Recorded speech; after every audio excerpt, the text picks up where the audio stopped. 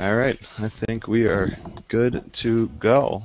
So, well, first, thank you so much for taking the time on a Sunday night to just chat. It's really nice to meet people through Twitter or online or anywhere. Anyway, thank you very much for engaging me in this way. And I started off sharing on the document something that I came up with when I was working with a group of teachers in my school. First of all, a little bit about myself. I'm here in Ontario, Canada. I teach in a small district. We have and at a high school that has 800 students, ranging from grade 9 to grade 12, and that would be the top end of our secondary education. And so I've been at this school now for 22 years, at this one school. Mhm. And a few years ago, I started to light some fires under myself to get excited about it.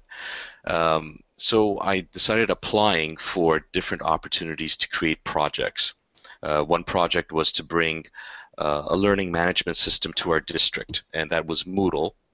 And so we got some funding from our Ministry of Education, which would be a provincial authority, to release our teachers and also some infrastructure for that tool. And then after that, put in another application just this past year was on video conferencing, using that as a tool for engaging students and teachers. Again, received some money for that. And then our district offered some opportunities in differentiated instruction, and my recent passion has been using gaming to engage students in the classroom. So when I was meeting with one of the groups, which was a social media group that we had started at our school, I was thinking about how we can measure progress in the teachers.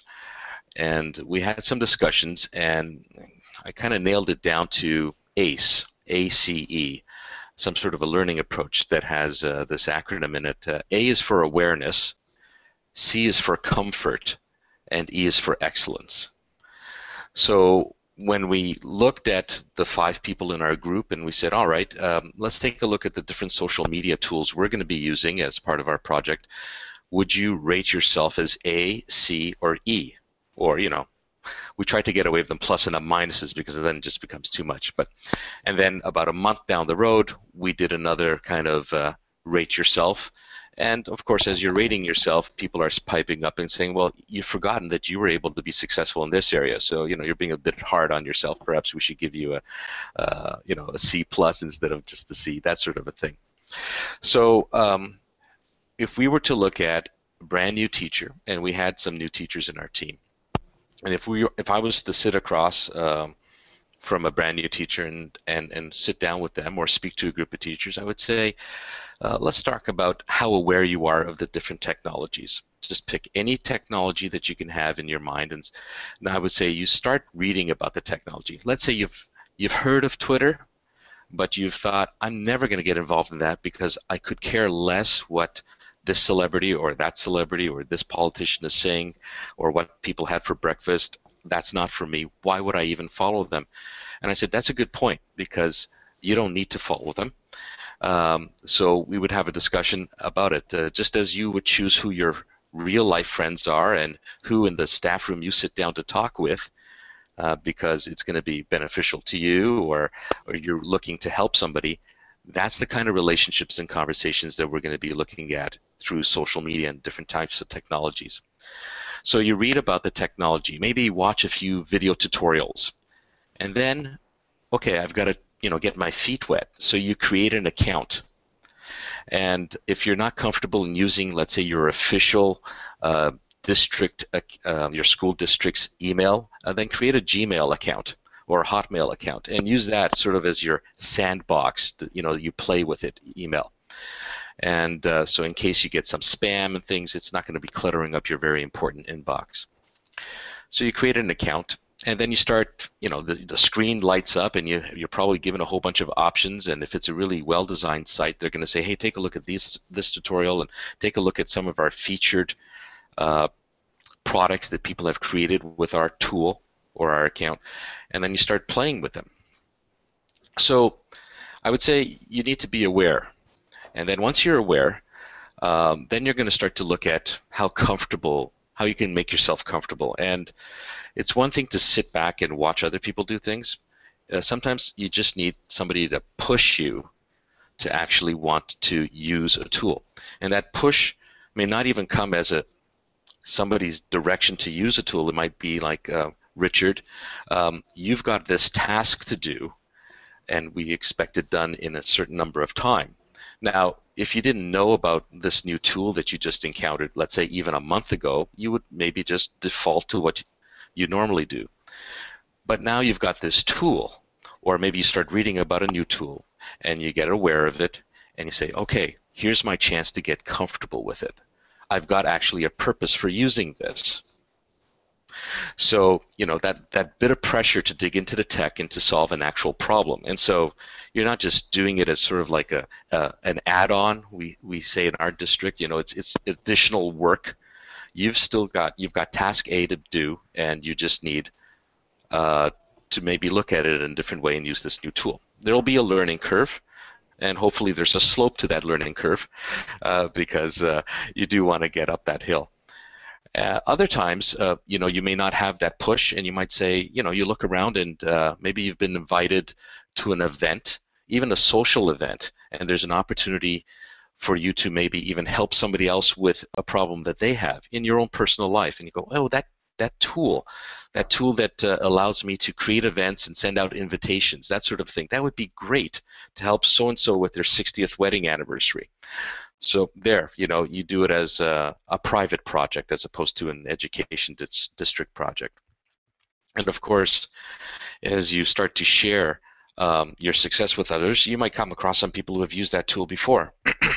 And they may not even be a teacher. And that's fine. Because as one thing in Twitter, you mentioned Twitter as a social media. I don't just follow or get connections with teachers. They're real estate agents. I teach business, so I want to connect with those people. I teach computer studies, so I connect with search engine optimizers, web design people, programmers, people in industry related to the subjects that I'm going to be teaching. Because if I was to just rely on my knowledge base, it's limited. I haven't taken those careers on in my lifetime. But if I have a question, I can pull in those experts. So that's where you get into the comfort, and then somebody might come to you and give you a pat on the back or say nice presentation, and you say, you know what, I didn't do it on my own, I had some help from somewhere, or this is how I did it, and then that's where you start to get into excellence, because now you're seen as you've been able to achieve something. However, you don't want to come across and push it down people's throats. Maybe it's the lunchtime. Richard, you and I at 11 o'clock will meet in the lower staff room, and we're going to have lunch. And that's where we always have lunch. Only this time you're sharing with me a frustration you have at work, a project, a classroom management issue, whatever it happens to be, a technical difficulty. And it may not even have anything to do with work. It's just, how do I use this mobile device to do things in my life? Okay.